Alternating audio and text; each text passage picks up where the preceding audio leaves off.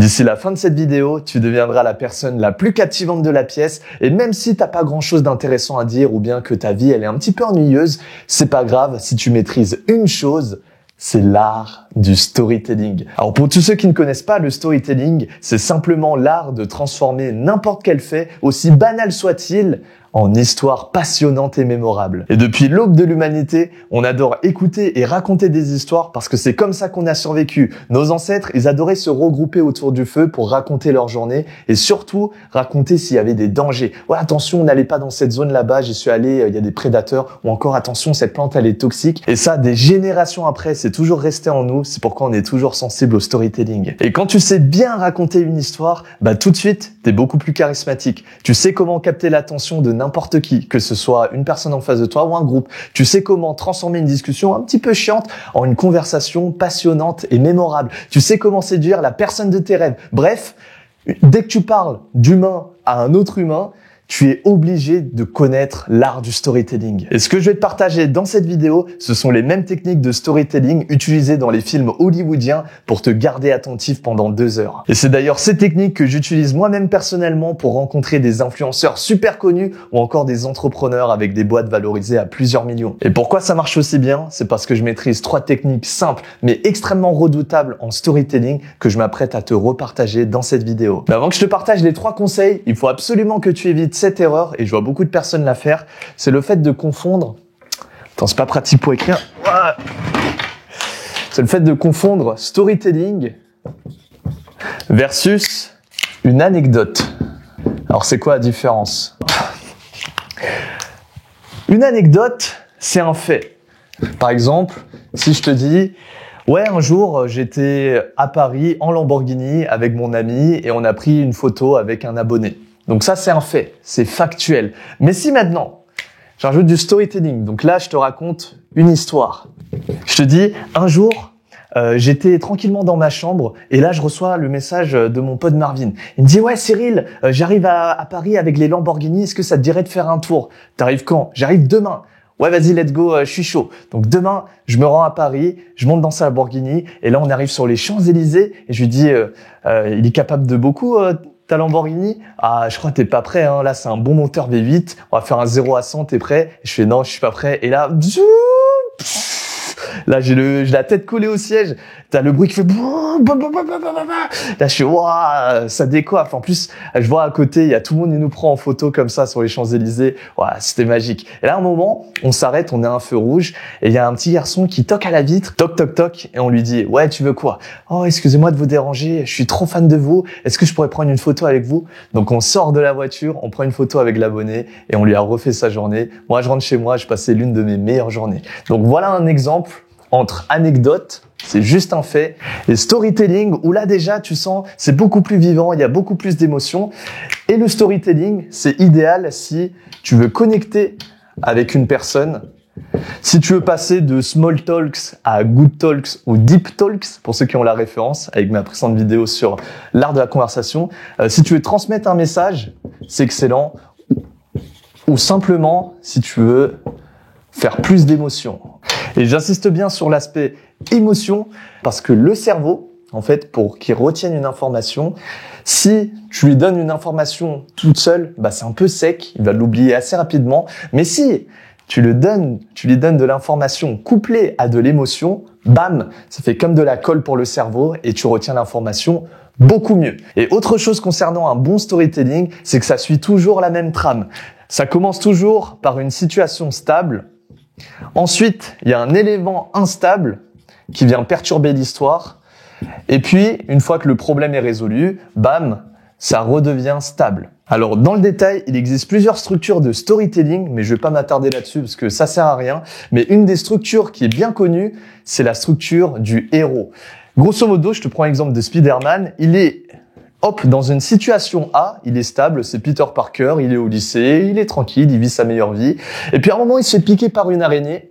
Et là, il découvre ses super pouvoirs, donc élément instable. Il voit, il y a un méchant, il y a le bouffon vert, il est là. Donc voilà, il est en train de terroriser la ville. Élément instable encore.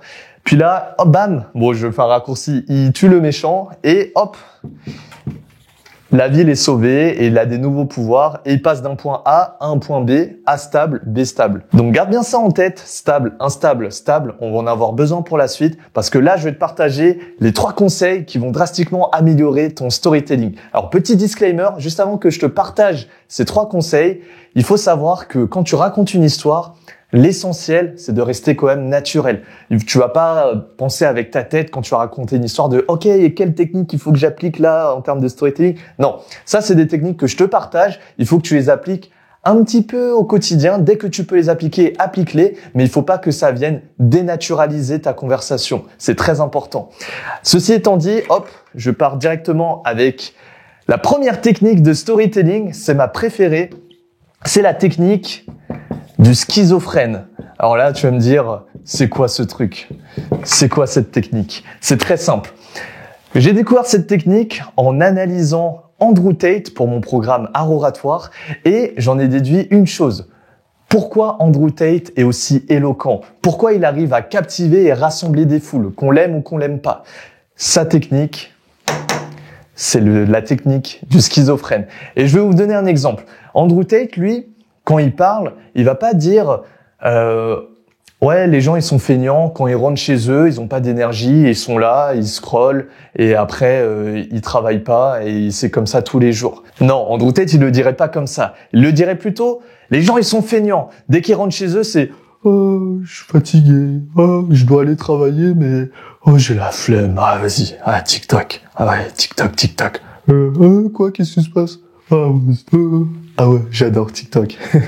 Directement, on voit la différence entre simplement dire les faits ou juste raconter une histoire de manière basique, ou bien raconter une histoire mais incarner cette histoire. C'est-à-dire que au lieu de juste dire que un tel il a fait ci, un tel il a fait ça, non, tu l'incarnes. Et c'est pour ça que j'ai appelé ça la méthode du schizophrène, c'est parce que dans la tête, il faut que tu t'imagines jouer le rôle de plusieurs personnes en même temps. C'est ce qui fait très bien Andrew Tate et il le fait de manière consciente. Et c'est comme ça que ton storytelling sera beaucoup plus vivant. L'imaginaire des gens est très puissant et plus tu vas mettre de l'énergie dedans, plus tu vas l'incarner, plus tu vas faire la méthode du schizophrène et plus les gens vont t'apprécier, t'écouter. La méthode du schizophrène, c'est très bien pour commencer, mais elle toute seule, ça suffit pas pour avoir du storytelling un petit peu épicé, du storytelling mémorable. Pour ça, il va falloir le coupler avec la deuxième méthode qui est le fait d'utiliser, du VACOG. Alors VACOG, c'est un acronyme pour visuel, auditif, kinesthésique, olfactif et gustatif. Grosso modo, c'est les 5 sens. Et comment je l'ai découvert? Je l'ai découvert quand j'étais en première au lycée, quand j'étais en cours de français. Mon prof, il m'avait obligé de lire Thérèse Raquin, donc c'est un livre d'Émile Zola. Moi, j'aime pas du tout les livres de non-fiction, mais à l'époque, à l'école, on est obligé. Bref, je lis le livre, je vais en cours de français, et là, il y a le prof, il nous dit un truc. Alors, j'ai pas retenu grand-chose de l'école, mais ça, j'ai retenu. Il nous dit, alors les élèves, est-ce que vous savez pourquoi Émile Zola, il est aussi bon dans ses livres et dans son écriture? Nous, là, on regarde, on fait, je sais pas. Et bien, la raison, elle est simple. Quand Émile Zola, il écrit, il fait pas juste une description visuelle d'une chose. Il fait une description à 360 degrés en utilisant les 5 sens. Et moi, j'étais en mode, ah ouais, ok, décrire avec les 5 sens, c'est beaucoup plus immersif que juste décrire avec le visuel. Par exemple, si tu veux augmenter ton storytelling en appliquant le VACOG, ça donnerait un truc du style, le mois dernier, je vais à la salle comme d'habitude, sauf que là, c'était une séance cardio. Donc, je rentre chez moi, je suis fatigué, j'ai plein de sueur sur moi, je pue, je sens le phoque. Bref, je me pose dans mon canapé, je me dis, vas-y, je vais chiller un petit peu sur TikTok. Et là, je vois, il y a une vidéo d'un coach sportif assez vénère qui dit, ouais, si tu veux avoir des muscles, il faut manger des œufs chaque jour parce que c'est la meilleure source de protéines. Et moi, je me dis, j'ai pas fait tout ce travail pour rien. Allez, je m'y mets. Et là, on peut même rajouter de l'instabilité. Et là, je commence à faire ma première omelette. Déjà, je sais pas casser les œufs. Je mets des œufs partout dans ma main. C'est tout visqueux, c'est dégueulasse. Bref, je me dis, ok, on va retenter ça. Je me fais ma première petite omelette. Il y a de la fumée un peu partout, mais tranquille, c'est pas grave. Je mange et je me dis, c'est tout sec, c'est un peu dégueulasse. Je me dis comment je peux faire. Et là, je prends un petit peu les épices que j'ai chez moi. Donc là, j'ai le pot d'herbe de Provence, je sens, ah ouais, ça sent bon. Je mets dans l'omelette. J'ai le curcuma, je sens, ah ouais, pas mal. Je mets dans l'omelette. J'ai le poivre, je sens, bon là, j'éternue. Mais bref, je mélange tout ça.